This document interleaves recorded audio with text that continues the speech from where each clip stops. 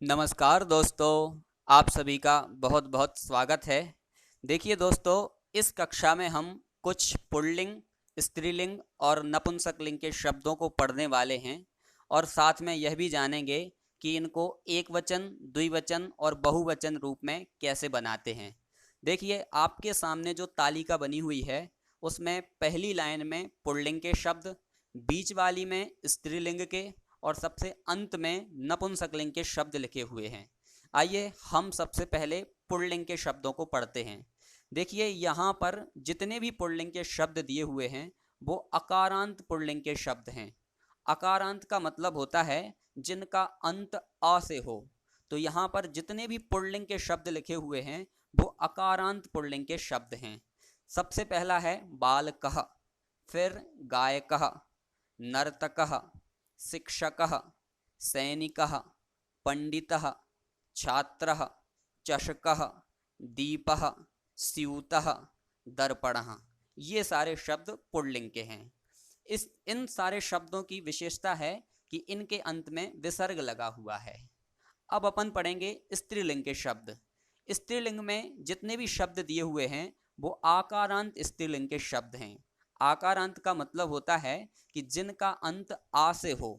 तो पहला शब्द है बालिका, दूसरा गायिका, महिला, शिक्षिका, चिकित्सिका, पंडिता, छात्रा, नायिका, माला, छुरिका और शाटिका। तो ये हुए स्त्रीलिंग के शब्द। इन सारे शब्दों की विशेषता यह है कि इनके अंत में आ लगा हुआ है। अब चलते हैं अपन नपुंसकलिंग के शब्दों पर। नपुंसकलिंग के सारे शब्द भी अकारांत नपुंसकलिंग के ही दिए हुए हैं।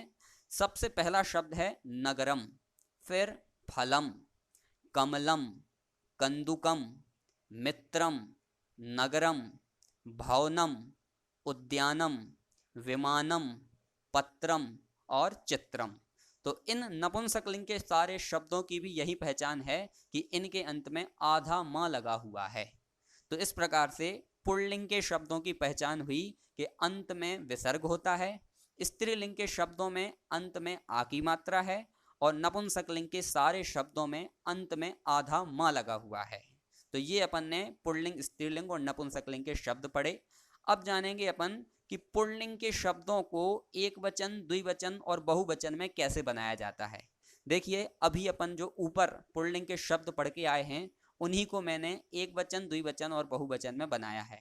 देखिए, एक वचन में बालक शब्द का बालकः होगा, द्विवचन में बालकौ और बहुवचन में बालकाः।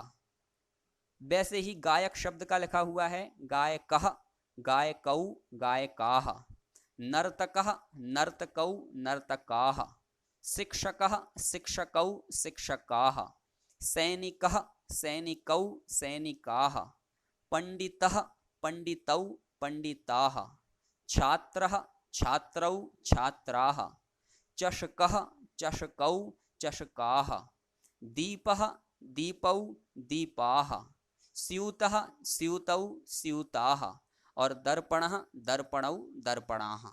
तो आपको पुल्लिंग के एक वचन, द्विवचन और बहुवचन शब्द बनाते समय ध्यान रखना है कि एक वचन में तो मूल शब्द में विसर्ग लगाना है, बालकः, बालक में विसर्ग लग गया। द्विवचन में मूल शब्द में औ की मात्रा लगानी है, बालक में औ की मात्रा लगी तो बालकौ हो गया। और बहुवचन में मूल शब्द में आ की मात्रा और विसर्ग लगाने हैं, तो बालक में आ की मात्रा और विसर्ग लगाने पर बनेगा बालकाः। ऐसे ही आपको सारे शब्दों में ध्यान देना है। अब पढ़ेंगे अपन स्त्रीलिंग के शब्दों को एक वचन, द्विवचन और बहुवचन में कैसे बनाते हैं। देखिए, अपन ने जो पहले स्त्रीलिंग के शब्द पढ़े हुए हैं वो ही शब्द यहाँ पर लिखे हुए हैं। सबसे पहला शब्द है बालिका, द्विवचन में होगा बालिके और बहुवचन में होगा बालिकाः। इसमें आपको एक वचन बनाते समय कुछ भी नहीं जोड़ना है। बालिका शब्द है तो बालिका का बालिका ही लिखना है। द्विवचन में क्या करना है कि आ की मात्रा हटा करके ए की मात्रा लगा देनी है। तो बालिका में से जब अपन आ की मात्रा हटाएंगे और ए की मात्रा जोड़ेंगे तो हो जाएगा बालिके। और बहुवचन में ध्यान रखना है, जैसा एक वचन में लिखते हैं वैसा ही बहुवचन में लिख करके केवल विसर्ग लगा देने हैं। जैसे एक वचन में बालिका लिखा है तो आपको बहुवचन में भी बालिका लिख करके और विसर्ग लगा देने हैं, तो हो जाएगा बालिकाः। वैसे ही गायिका, गायिके, गायिकाः, महिला, महिले, महिलाः, शिक्षिका, शिक्षिके, शिक्षिकाः, चिकित्सिका, चिकित्सिके, चिकित्सिकाः, पंडिता, पंडिते, पंडिताः, छात्रा, छात्रे, छात्राः, नायिका, नायिके, नायिकाः, माला, माले, मालाः, छुरिका, छुरिके, छुरिकाः और शाटिका, शाटिके, शाटिकाः। इस प्रकार से स्त्रीलिंग के एक वचन, द्विवचन और बहुवचन के शब्दों को बनाना है।